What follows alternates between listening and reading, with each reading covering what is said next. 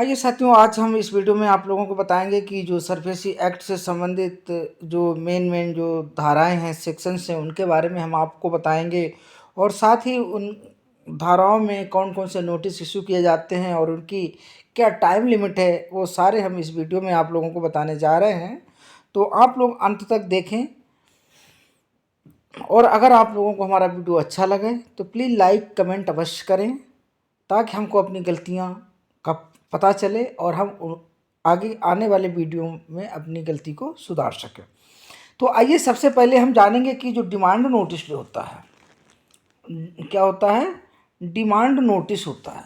तो demand notice कब issue किया जाता है? इसके लिए जब अकाउंट बिकम एनपीए, जब कोई भी अकाउंट एनपीए हो जाता है और मूवेबल या इमूवेबल सिक्योरिटी अवेलेबल होती है अकाउंट में। यानी जब किसी भी खाते में, किसी भी अकाउंट में मूवेबल या इमूवेबल प्रॉपर्टी अवेलेबल रहती है, सिक्योरिटी अवेलेबल रहती है, और account as per norm, as per RBI norm NPA होता है, तो उस कंडीशन में immediate after account become NPA you can issue the SARFAESI notice under section 13(2). यानी कि कहने का मतलब ये हुआ कि जो डिमांड नोटिस होता है, क्या होता है? डिमांड नोटिस होता है, वो अंडर सेक्शन 13(2) के तहत इशू किया जाता है। ठीक है। सरफेसी एक्ट की जो सेक्शन 13(2) है, उसके तहत जो नोटिस इशू किया जाता है, वो नोटिस डिमांड नोटिस कहलाता है। और आगे बात करेंगे, what is the time given in the demand notice, कि जो डिमांड नोटिस होता है उसमें रीपेमेंट मतलब पार्टी को, बारोवर को कितने दिन का टाइम दिया जाता है? तो वो टाइम दिया जाता है 60 डेज का। यानी कि जब आपने डिमांड नोटिस को इशू किया, डिमांड नोटिस को इशू करने के बाद में जिस डेट को कस्टमर को, बारोवर को आपका डिमांड नोटिस रिसीव किया बारोवर ने, उस डेट से 60 दिन का टाइम होता है कि 60 दिन के अंदर वो किसी भी दिन पैसे जमा करा सकता है, अपने अकाउंट को अपग्रेड करा सकता है, अपने अकाउंट को सही करा सकता है। और दूसरा राइट कस्टमर को एक और होता है, during the entire period of 60 days, जो 60 डेज का ड्यूरेशन है, इसमें एक और ऑप्शन अवेलेबल होता है कस्टमर के पास में कि या तो वो उसको सही मान ले, नोटिस को, जो 13(2) नोटिस इशू किया गया है, या तो उसको सही मान ले और सही मान करके जो उसमें 60 डेज की टाइम लिमिट दी गई, 60 दिन के अंदर पैसा जमा करा दे। या दूसरा ऑप्शन ये है कि वो अपना रिप्रेजेंटेशन लगाए, बैंक को एक नोटिस भेजे और कहे कि ये आपने जो सरफेसी दिया है ये गलत दिया है। तो इसके लिए आगे आइए देखते हैं,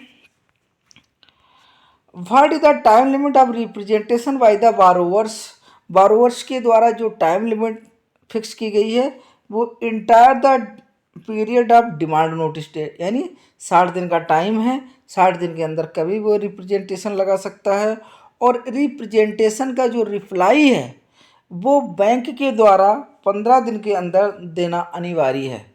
बैंक के द्वारा कितने दिन के अंदर देना अनिवार्य है? 15 दिनों के अंदर देना अनिवार्य है। What is happen if bank not giving the reply with in 15 days. अगर 15 दिन के अंदर रिप्लाई नहीं देता है बैंक, देखिए इसमें क्या है कि जो रिप्लाई का जो प्रोविज़न है वो 13(3) है। अंडर सेक्शन 13(3) के तहत वो रिप्रेजेंटेशन लगाता है और बैंक को रिप्लाई देना पड़ता है 15 दिन के अंदर। अगर 15 दिन के अंदर रिप्लाई नहीं देता है सेट नोटिस का, तो no right to proceed the action under SARFAESI act. अगर वो 15 दिन के अंदर उसका जवाब नहीं देता है, तो इसका मतलब सिंपल सा हो गया कि आप सरफेसी एक्ट के तहत कोई भी एक्शन आगे प्रोसीड नहीं कर सकते हैं। व्हेन में issue the symbolic possession notice, की जो सिंबॉलिक पोजेशन है आप कब ले सकते हैं? After the 60 days as mention demand notice under section 13(2) के अंतर्गत जो डिमांड नोटिस इशू किया गया था, जिसमें एक कहा था कि इस नोटिस को रिसीव करने के 60 दिनों के अंदर आपको या टोटल अमाउंट या जो ओवर ड्यू अमाउंट है, जो टोटल लायबिलिटी से डिस्चार्ज होना है। अगर आप टोटल लायबिलिटी अदा नहीं करते हैं बैंक तो बैंक अग्रिम कार्रवाई करेगी, यानी कि सिंबॉलिक पोजीशन लेगी। सिंबॉलिक पोजीशन अंडर सेक्शन 13(4) के तहत होता है। ठीक है, आगे आइए। वेयर यू में approach for physical position. Physical position के लिए कहाँ अप्रोच किया जा सकता है?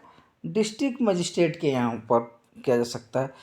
डिस्ट्रिक्ट मजिस्ट्रेट के यहाँ पर एक एप्लीकेशन अंडर सेक्शन 14 के तहत फाइल होती है। उसके तहत डीएम क्या होता है, या तो खुद स्वयं या फिर एडीएम के लिए पावर डेलीगेट करता है और एडीएम ऑर्डर देता है फिजिकल पोजीशन के लिए। ठीक है। Under which article the constitution of India borrower में अप्रोच टू हाई कोर्ट। यानी आर्टिकल, कॉन्स्टिट्यूशन के आर्टिकल की बात करें तो 226 आर्टिकल के तहत कोई भी व्यक्ति सरफेसी के अगेंस्ट में हाई कोर्ट में अपनी रिट फाइल कर सकता है। सरफेसी में भी applicable on agriculture land. SARFAESI agriculture land पे एप्लीकेबल नहीं होता है। अगर नहीं होता है तो ऐसा कहाँ प्रावधान दिया गया है? ऐसा प्रावधान आपको सरफेसी एक्ट 2002 की जो सेक्शन 31 है, उस सेक्शन 31 में इसका प्रावधान दिया गया है। और एक सबसे इम्पोर्टेंट चीज़ है वो ये है, आप लोग देख पा रहे होंगे, इस सबसे इम्पोर्टेंट कड़ी है। अगर आपने किसी भी प्रॉपर्टी का, चाहे वह मूवेबल प्रॉपर्टी हो या इमूवेबल प्रॉपर्टी हो, उसका अगर सरसाई में एंट्री नहीं की है, सरसाई में एंट्री जो होती है under section 20 of SARFAESI act, अगर सरफेसी एक्ट की सेक्शन 20 के तहत अगर आपने सरसाई पर कोई एंट्री नहीं की है तो आप सरफेसी को प्रोसीड नहीं कर सकते हैं। ठीक है। सिंबॉलिक पोजीशन लेने के बाद में कम से कम आपको 45 दिन का टाइम बारोवर को देना होगा। 45 दिन के बाद में ही ई एक्शन को कंडक्ट करा सकते हैं। What is the time given to the borrower if property is being e action. E action में जो प्रॉपर्टी लगाई जा रही है तो उसका कम से कम आपको 30 दिन का टाइम देना अनिवार्य होगा। यानी 30 दिन का एक नोटिस उसको भेजा जाएगा कि ये आपका 30 दिन का नोटिस है, इसमें आपको वैधानिक चेतावनी के तौर पे होगा।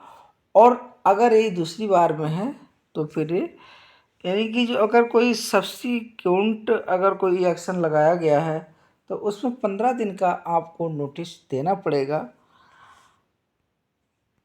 If DRT given the order judgment within the prescribed limit where bank में अप्रोच। अगर डीआरटी ये जो प्रिस्क्राइब्ड लिमिट है 180 दिन की, उसके तहत अगर कोई भी डिसीजन नहीं दे पाता है तो डीआरएटी में अप्रोच बैंक कर सकती है। और मिनिमम जो अमाउंट होती है सूट फाइलिंग की डीआरटी जाने की वो 20 लाख होती है। और सरफेसी के केस में इर्रिस्पेक्टिव ऑफ अमाउंट है डीआरटी में अप्रोच कर सकते हैं। और सरफेसी के केस में किसी भी सिविल कोर्ट को अथॉरिटी नहीं है। जो भी अथॉरिटी है वो डीआरटी को है या फिर हाई कोर्ट में है। कस्टमर को जब आप सिंबॉलिक पोजीशन देते हैं अंडर सेक्शन 13(4) के तहत यानी 13(4) करते हैं, सिंबॉलिक पोजीशन करते हैं, तो बारोवर के पास में दो ऑप्शन होते हैं।